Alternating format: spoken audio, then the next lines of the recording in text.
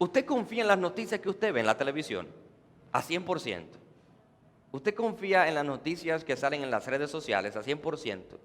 Mire, los periódicos y las redes sociales tienen los titulares más controversiales que usted puede encontrar. Ahora ya no se trata de noticia, se trata de algo llamado clickbait.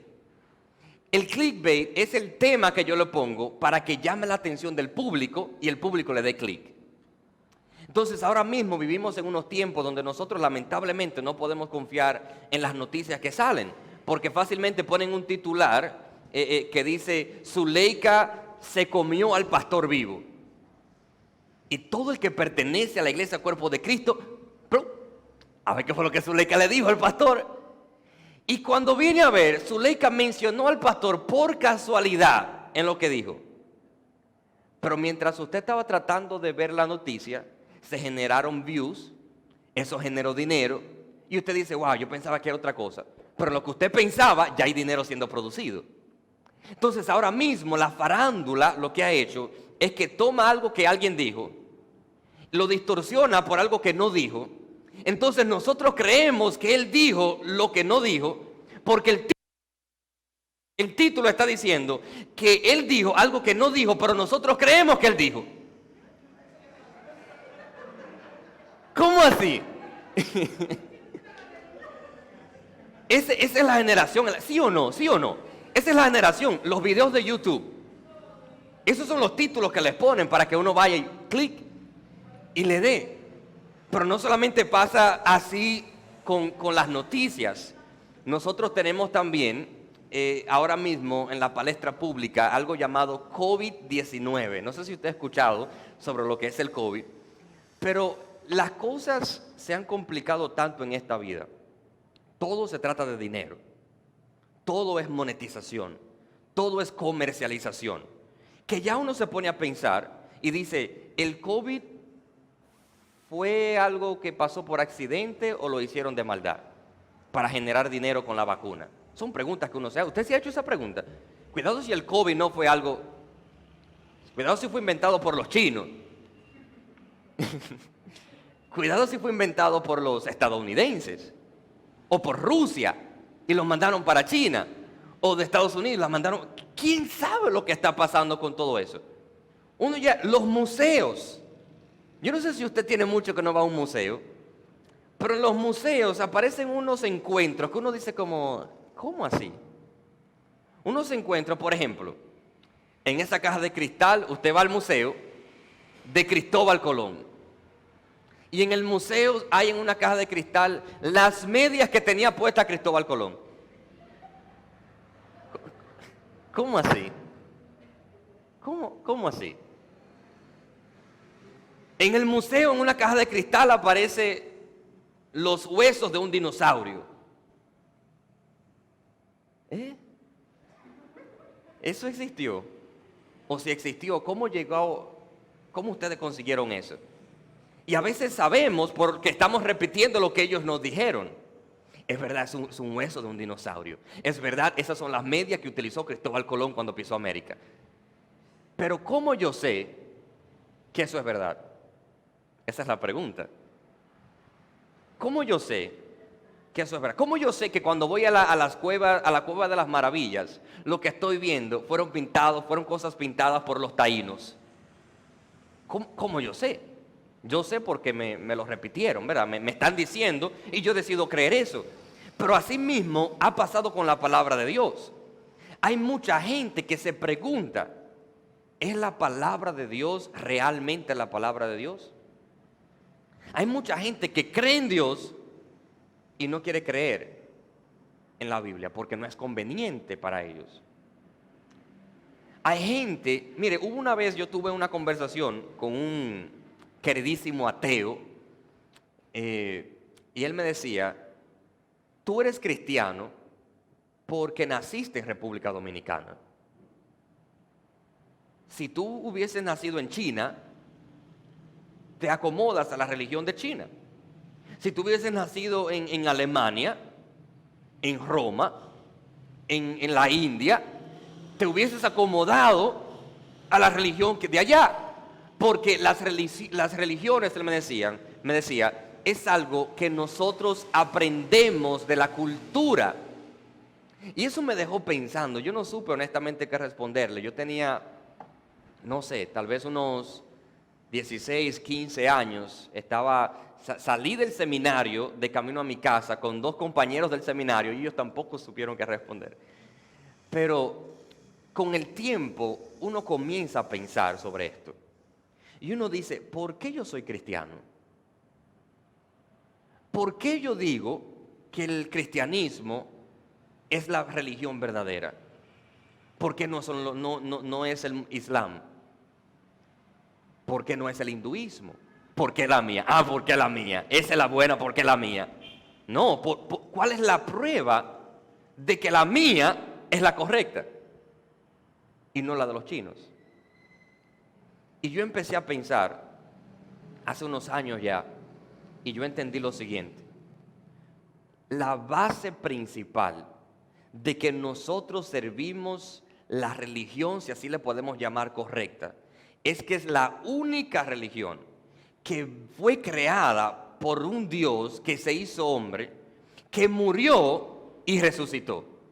Es la única religión que fue creada por Dios comenzando en Abraham.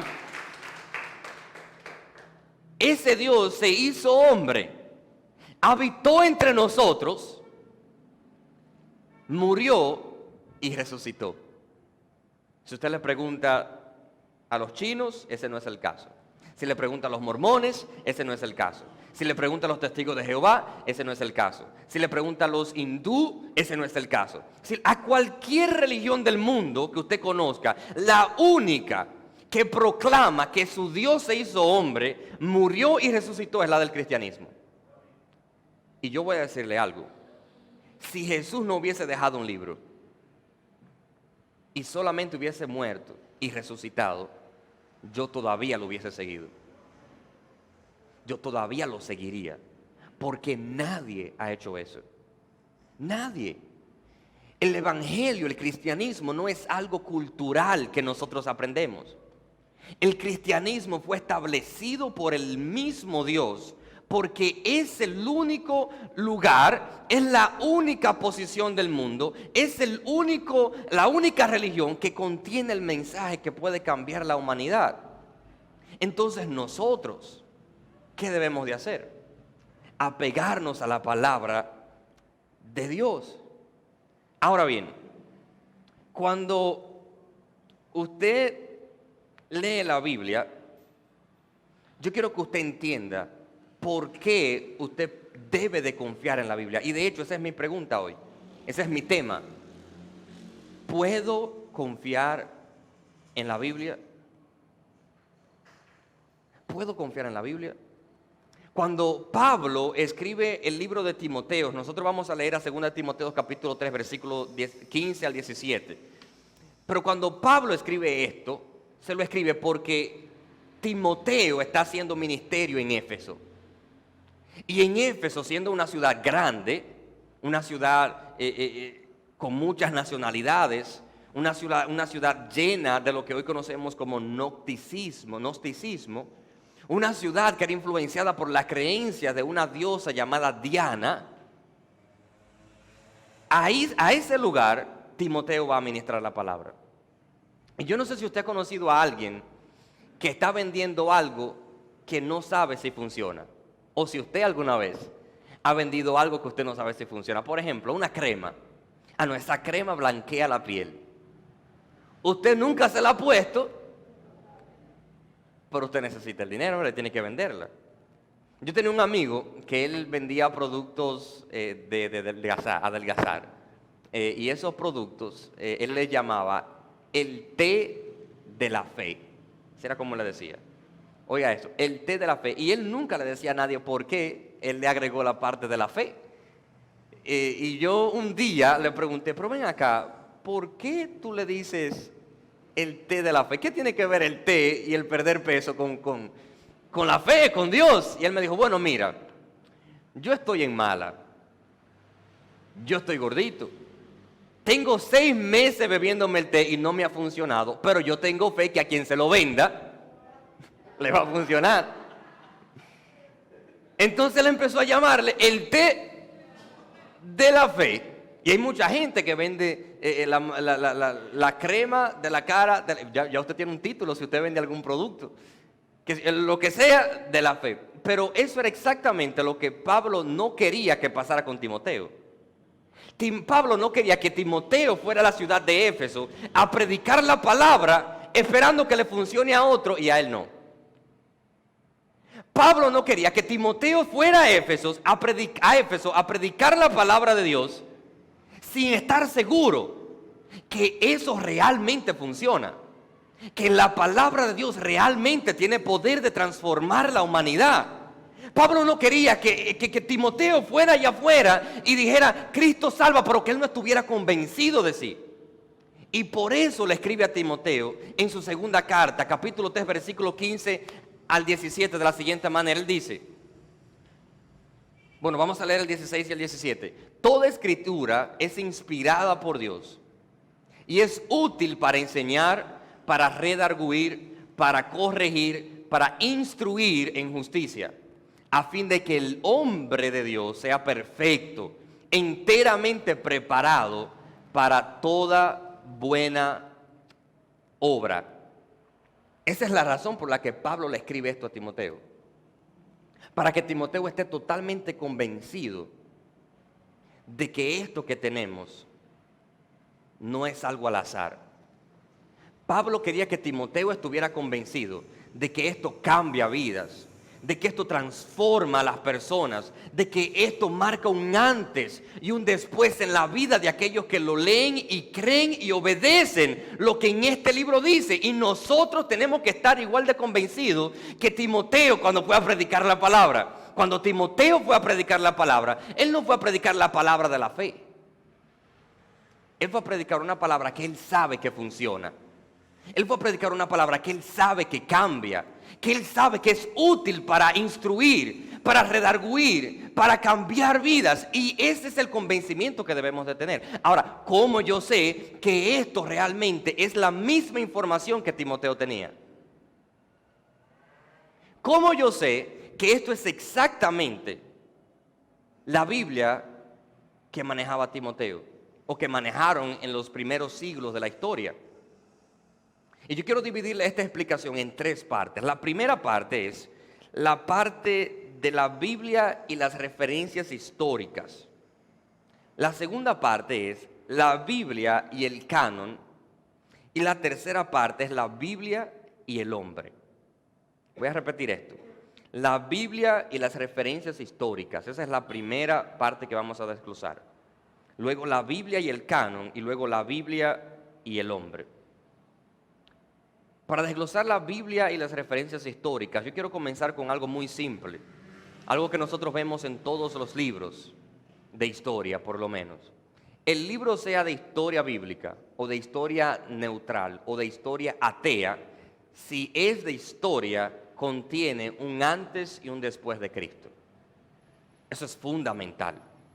Porque Cristo no fue un invento de la imaginación humana. No fue como que un día un cristiano se levantó con una revelación y dijo, Cristo es Dios. No, Cristo existió y se hizo hombre. No solamente esto, historiadores que no son cristianos saben y testifican de que Cristo murió y resucitó. Y no solamente eso, sino que vivió en esta tierra haciendo cosas que nadie más podía hacer.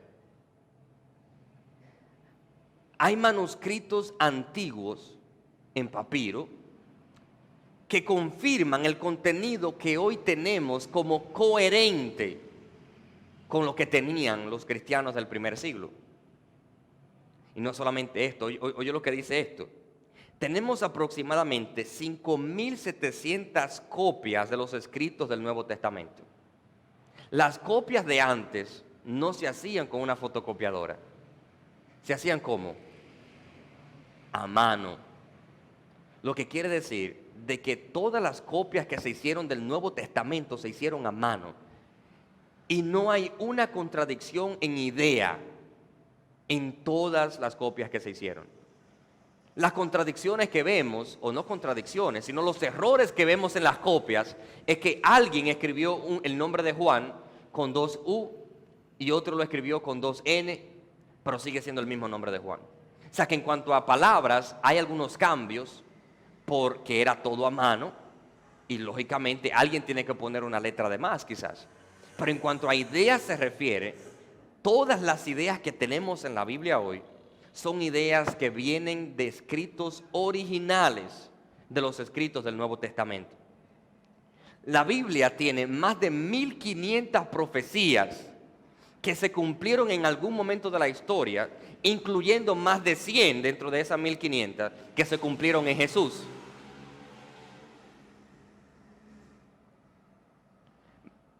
Este es importante. Más de 25,000 encuentros arqueológicos han sido encontrados que prueban la veracidad de las Escrituras. Y yo voy a decirle esto. Hay mucha gente que quiere desaparecer la palabra de Dios porque no les conviene políticamente hablando. No les conviene por las ideologías que ellos han decidido adoptar. Y mucha gente ahora mismo está tratando de buscar la manera de eliminar la palabra de Dios, encontrarle defectos, encontrar cosas malas en ella. Pero más de 25,000 hallazgos, encuentros arqueológicos se han encontrado que prueban que esto es verdad. Ahora vamos a hacer contraste con las cosas que se han encontrado que contradicen lo que la Biblia dice. ¿Cuántos encuentros arqueológicos se han encontrado que contradicen lo que la Biblia dice? 0. Lo que podemos llegar a la conclusión de que si científicos ateos, gente que quiere destruir la Biblia y el cristianismo, todavía no han podido llegar a la conclusión de que pueden contradecir esto, ni la ciencia ha podido contradecir esto, entonces podríamos decir que la Biblia es históricamente consistente, ¿sí o no? No estoy hablando bíblicamente dentro de ella, estoy hablando de historia, es consistente con la realidad. La Biblia no le agrega un pedazo a la historia, la Biblia armoniza con la historia. Este asunto no es como que la Biblia dice una cosa que va totalmente en contra de lo que la historia dice. No. La Biblia dice cosas que la historia todavía no ha encontrado. Y la va a encontrar. Y cada cosa que encuentran va a ser una prueba indubitable de que este libro es históricamente consistente y a través de la historia se ha mantenido intacto porque hay un plan de Dios para transformar la humanidad. Si yo fuera usted, le diera un aplauso a Dios, porque ni siquiera los científicos pueden contradecir lo que aquí dice. La segunda parte, el segundo aspecto, es el aspecto de la Biblia y el canon, la Biblia y el proceso de filtración que la Biblia pasó para que sean solamente 66 libros. En los tiempos del primer siglo y antes y después, en los primeros años, dígase 100, 200, 300 después de Cristo, mucha gente siguió escribiendo cosas. Sin embargo, gente empezó a escribir cosas que no eran consistentes con la Torá. Mucha gente empezó a escribir cosas que no eran consistentes con el resto de las escrituras ya conocidas como inspiradas. Entonces se hizo un filtro para hacerle una historia larga, para hacérsela corta. Se hizo un filtro para determinar cuáles son los libros inspirados y no inspirados. Nosotros tenemos también libros como los intertestamentarios, que son los libros que se escribieron, que no pasaron por el canon, pero que también se escribieron en el proceso, en el periodo de los 400 años de silencio. Esos libros no los tenemos en el canon cristiano, porque hubieron varios canon, porque no eran consistentes con el resto de las escrituras, o por lo menos en algunas partes. ¿Qué quiere decir esto? Por ejemplo, tenemos ejemplo de partes de libros intertestamentarios. Esto yo sé que quizás es un poquito profundo aquí, pero parte de esos libros aludían a oraciones a muertos. Entonces no son consistentes, y como ese otros ejemplos que no son consistentes con lo que la Biblia como un todo enseña. Entonces en el canon cristiano, el canon judío, no pasaron los libros intertestamentarios. Ningún evento bíblico se contradice con otro. La Biblia se escribió en un periodo de tiempo de aproximadamente 1500 años, y no hay una contradicción bíblica. Hay una armonización en todo lo que dice. Ningún libro, atención aquí, contradice la enseñanza de otro. Y mi último punto es la Biblia y el hombre. Porque quizás usted no conoce los hallazgos y los encuentros arqueológicos que se han hecho, que son más de 25,000 que aprueban lo que la Biblia dice. Y nosotros podemos decir, la ciencia no ha podido contrarrestar lo que dice este libro, a boca llena. Porque científicos no han podido encontrar cosas que contradigan esto. Científicos ateos y gente que quiere destruir el cristianismo. Por otro lado, tenemos la consistencia en las enseñanzas que tiene. En un libro que se escribió en más de 1500 años. Pero la prueba más grande que tenemos de que este libro es la palabra de Dios es la prueba de lo que ha hecho en nosotros. Es la prueba de lo que ha hecho en nosotros como cristianos y como no cristianos. Y voy a decir por qué como no cristianos. Las estadísticas dicen lo siguiente. El que lee la Biblia 4 veces a la semana y sufre de alcoholismo, su alcoholismo tiende a disminuir en un 60%, aunque no haya aceptado a Jesús, solamente con leer la Biblia. Oiga esta otra estadística. El que tiene adicción a las apuestas, el que tiene adicción a jugar en la banca o a jugar en cosas que sean de apuestas, adicción a eso, y empieza a leer la Biblia, la estadística dice que disminuye el deseo de apuesta en un 45% sin ser cristiano, solamente por leer la Biblia. Sin embargo, del otro lado podemos ver de que la autoestima sube un 30%. Cuando leen la palabra de Dios y se encuentran de que no somos huérfanos, de que tenemos un Padre en los cielos. Cuando leen la Biblia y se encuentra de que nosotros no estamos solos, sino que Él envió al Consolador para que esté con nosotros. Yo creo que eso tiene que ocasionar algo en la vida del hombre. Algo tiene que hacer. La habilidad de perdonar sube en un 30%. El sentido de seguridad en cuanto a no sentirme solo sube en un 29%.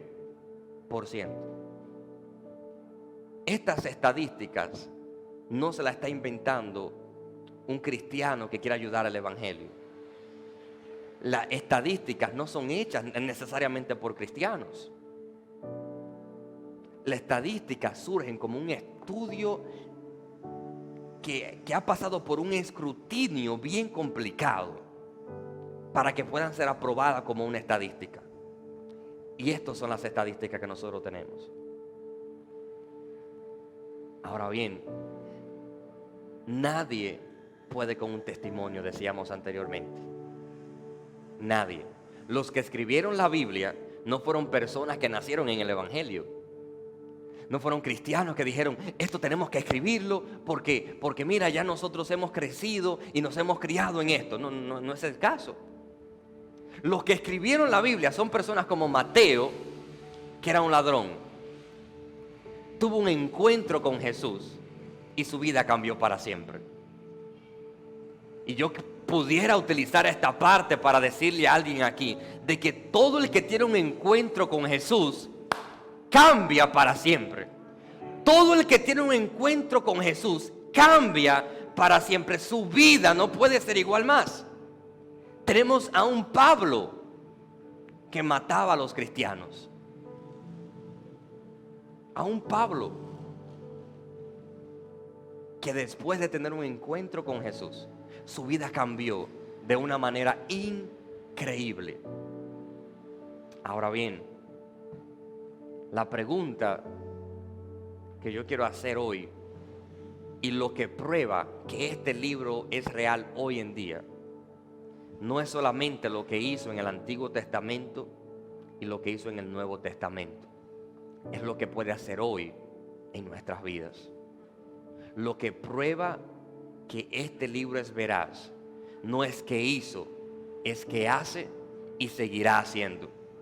Lo que prueba que este libro es verídico es que todo el que lo lee y se encuentra con Jesús cambia para siempre. Cambia. Y el que se descarría está pendiente que Cristo no vaya y venga. ¿Usted no ha escuchado gente que se ha descarriado, que ha dado testimonio, que dicen: yo a veces estaba en la discoteca y ya me llegaba el pensamiento, ¿y si Cristo viene? Y yo aquí metido. Porque cuando esa semilla entra, no sale. No sale esa semilla. Nosotros creemos que podemos confiar en la Biblia porque a través de nuestra obediencia a ella, nuestras vidas a nivel personal han sido transformadas y son la fuente de nuestra adoración. Muéstrame a alguien que entiende que no se le ha perdonado nada y te encontraré a alguien que adora de manera débil. Pero muéstrame a alguien que se le ha perdonado mucho. Muéstrame a alguien que ha tenido un encuentro con Jesús. Muéstrame a alguien que Dios lo ha libertado de la depresión, de las drogas, de adicciones. Muéstrame a alguien que ha tenido un encuentro personal con Dios y te mostraré a alguien que adora a Dios no por lo que hizo ayer, sino por lo que está haciendo hoy en su vida. Por eso nosotros adoramos a Dios,